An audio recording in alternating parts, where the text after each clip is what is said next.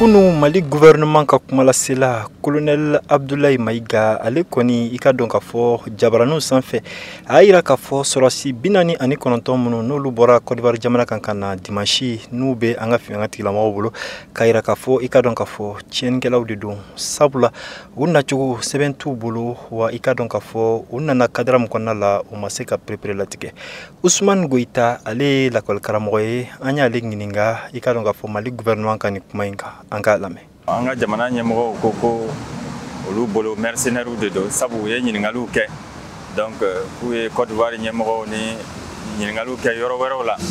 donc u ma se ka kunnafoni jɔnjɔn sɔrɔ ani papier minnu tun b'u bolo surasi papier tɛ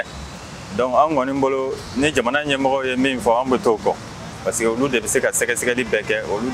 olu de b'a ko ɲɛdɔn kosɛbɛ. O tɛmɛnen kɔ ka bɔ yen maliden caman bɛ yen bi olu hamina ye mun ye o de ye ka fɔ nin ye ko min ye n'a daminɛ n'a dara malidenw tulo kan a ka kan i n'a fɔ ko Mali gouvernement y'a fɔ cogo min na k'u bɛna taa n'u ye bɔgɔ jɛnen sanfɛ malidenw ka labɔ a ko tɔ bɛɛ lajɛlen o kalama Ende Ombotimbe an ka ale lamɛn. Ne b'a ɲini an ka gouvernement fɛ parce que ni ɲɔgɔn caman kɛra mais finalement a ma sutɛmɛ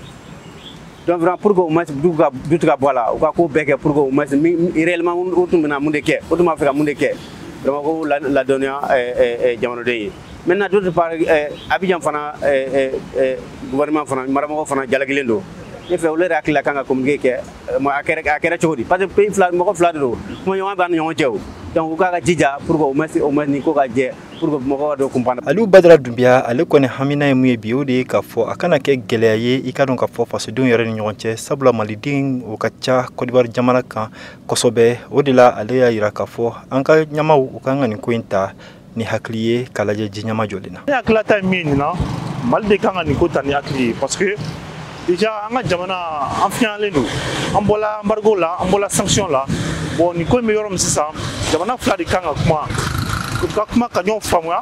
min ye min ye ko fɔ ɲɔgɔn ye a kana kɛ ko furugufurugu ye ɲɔgɔn cɛ Mali fana kan ka to a n'a sigiɲɔgɔnw ka bɛnko la bon ne kɔni fɛ vraiment u ka essayer ka ko kɛ ni hakili ye an ka bɛn an ka bɔ nin ko in na quoi parce que jamana yɛrɛ sɛgɛnnen don kaban. An bɛ yɔrɔ min na ko sisan i ka dɔn ka fɔ Côte d'Ivoire jamana maaw olu kɔni u ma sɛbɛn furabɔ fɔlɔ k'u hakilinata di nin kofɔlen ale kan